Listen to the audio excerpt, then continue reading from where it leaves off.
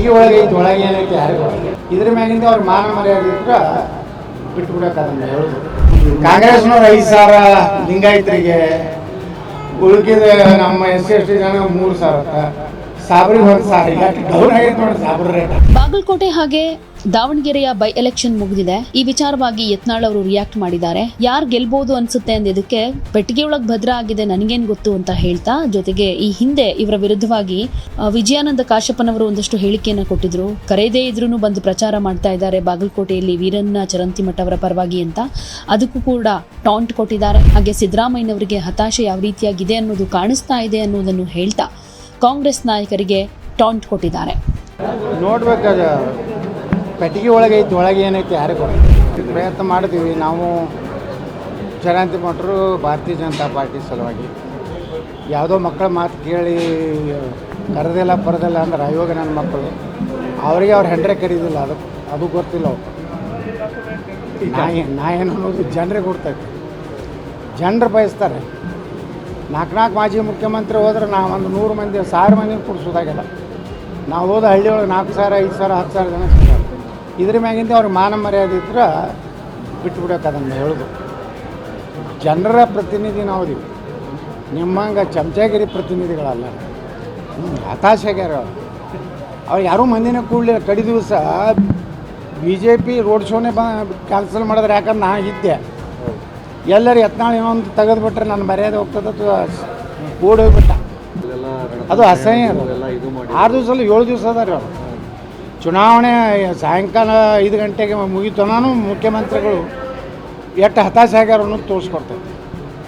ಅಷ್ಟು ಅವ್ರ ಬಳಿ ಸಿದ್ದರಾಮಯ್ಯನವ್ರ ಬಳಿ ನಾವು ಮಾಡಿದ ಗ್ಯಾರಂಟಿ ಇದೆ ಅಂತ ಜನ ತೃಪ್ತಿ ಇದ್ರೆ ಅಲ್ಲೇ ಒಂದು ವಿಡಿಯೋ ಕಾನ್ಫರೆನ್ಸಿಂಗ್ ಮಾಡೋದತ್ತು, ಮಾಧ್ಯಮಗಳ ಮೂಲಕ ಹೇಳೋದತ್ತು, ಓಟ್ ಹಾಕಿರಿ ನಾವು ಇಟ್ಟಲ್ಲೇ ಕೆಲಸ ಮಾಡೋದು. 7 ದಿವಸ ಹೋಟೆಲ್ದಾಗಿದ್ದು ಪಾಪ ಅವ್ರಿಗೇನು ಭಾಳ ರಿಸ್ಕ್ ತೊಗೊಂಡಾರ ಸಿದ್ದರಾಮಯ್ಯನವರು. ನೋಡಿ, ನಾ ಸಮೀಕ್ಷೆ ಅಂದು ಮಾಡೋದೇ ಇಲ್ಲ, ಬರೀ ಕೆಲಸ ಮಾಡೋದು. ಕೃಷ್ಣ ಭಗವಾನ್ ಹೇಳ್ತಾನೆ, ನೀವು ಒಟ್ಟು ಕೆಲಸ ಮಾಡು, ಕರ್ಮ ಮಾಡು, ಫಲಿತಾಂಶ ಕೊಡೋ ದೇವ್ರದಾನು.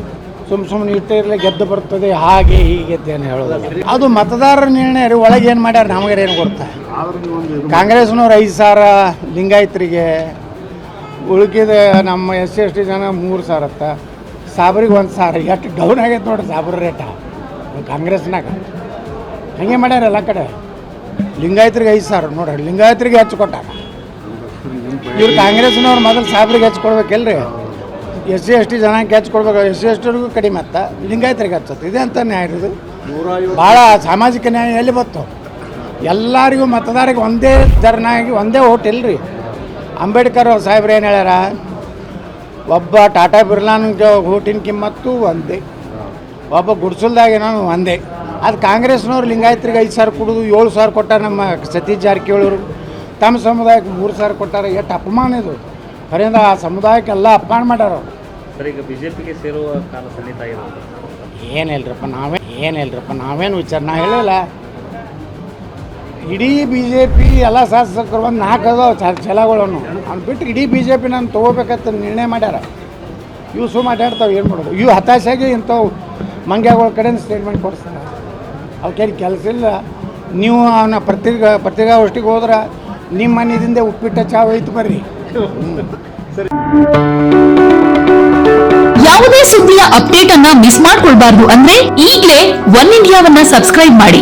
ನಿಮಗೆ ಬೇಕಾದ ಭಾಷೆಯಲ್ಲಿ ಎಲ್ಲಾ ಸುದ್ದಿ ತಿಳಿಬೇಕು ಅಂದ್ರೆ ಒನ್ ಇಂಡಿಯಾ ಆಪ್ ಅನ್ನ ಡೌನ್ಲೋಡ್ ಮಾಡ್ಕೊಳ್ಳಿ.